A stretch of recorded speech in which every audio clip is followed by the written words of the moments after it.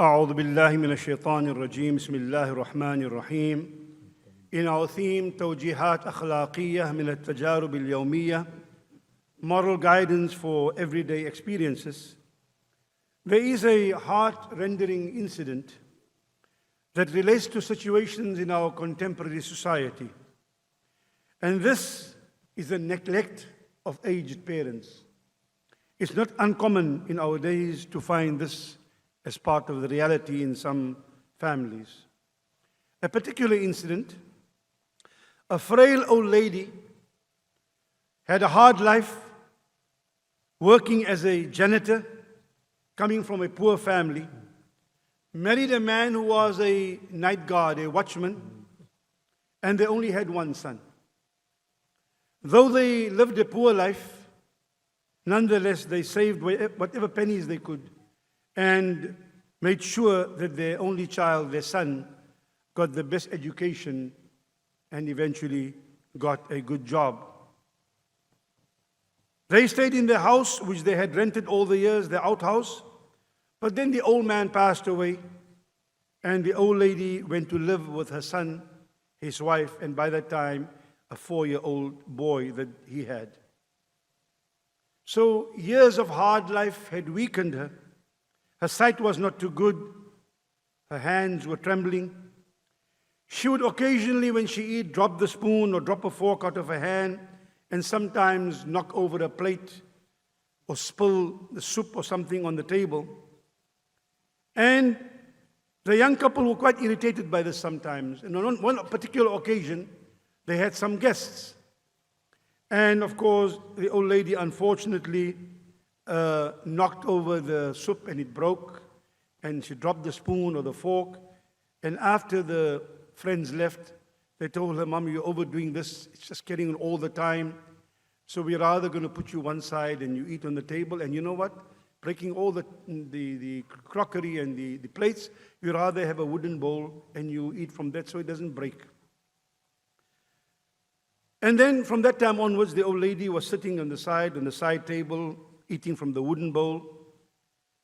She tried not to spill anything, but now and then she still dropped her fork, and the 4-year-old boy would go and pick up the fork or the spoon and say, "Here, Grandma, here's your spoon." When it came to the boy's 5th birthday now, he told his parents they always buy him a toy for his birthday, and he told his parents, "Don't buy me a toy, rather give me 50 rand. They said, "Okay." At the evening of his birthday, and they asked him, "So what gift did you buy yourself?"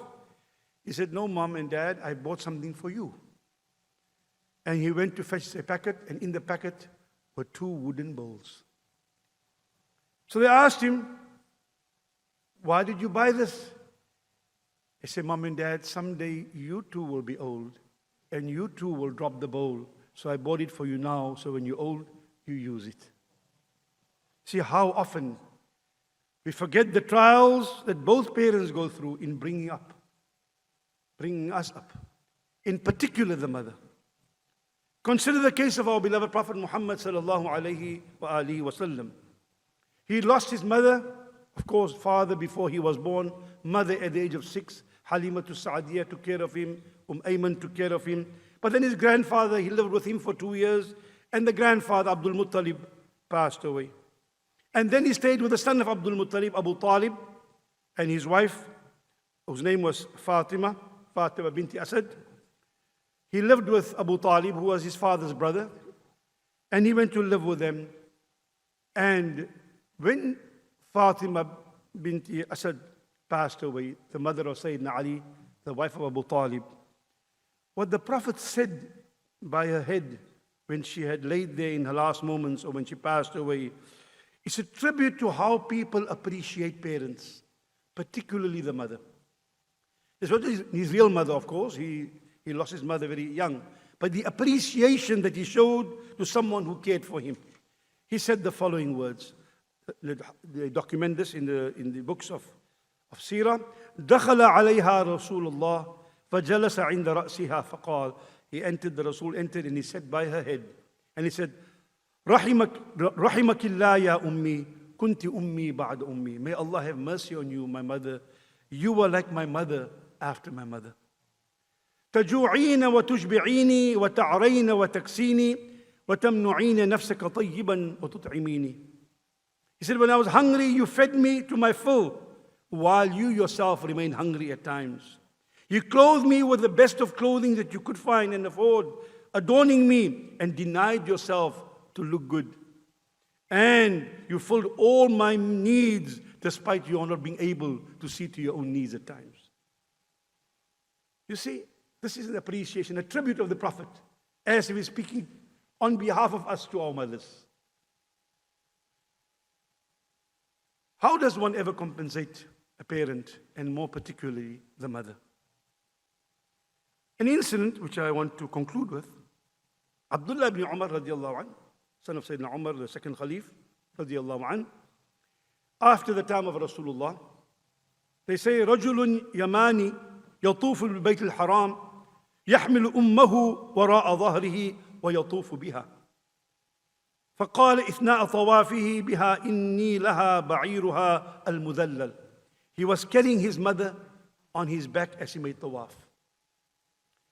And he said, I am like a humble camel, a humble ride carrying my mother. And perchance the man did the whole Hajj with his mother on his back. But he was now doing the tawaf. And when he finished that, he turned to Abdullah ibn Umar, a companion of Rasulullah, said, Ya Umar, atarani jazaytuha, O Ibn Umar, do you think I have repaid my mother for what she has done for me? So Umar said, La wala bi zafratin wahida, not even for the first push when she gave birth to you. You have not even paid her for the first push she gave, or for any pang she felt during her pregnancy. And Allah reminds us in the Holy Quran, in Surah Luqman, وَوَصَّيْنَا الْإِنسَانَ بِوَالِدَيْهِ. Allah has enjoined upon you, made it, He advises us and guides us and commands us to be good and appreciative of our parents. حَمَلَتُ أُمُّهُ وَهْنًا عَلَى وَهْنٍ وَفِصَالُهُ فِي عَامَيْنِ. Your mother in particular, she bore you within herself, and she was the one who you solely dependent upon for 2 years. Ameen. حَمَلَتُ أُمُّهُ وَهْنًا عَلَى وَهْنٍ, with hardship, with pangs, with difficulty, with anxiety, denying herself. في عامين, for 2 years. أَنِ اشْكُرْ لِي وَلِوَالِدَيْكَ. When you are thankful, be thankful to me and to your parents. أقول قولي هذا وأستغفر الله والسلام عليكم ورحمة الله.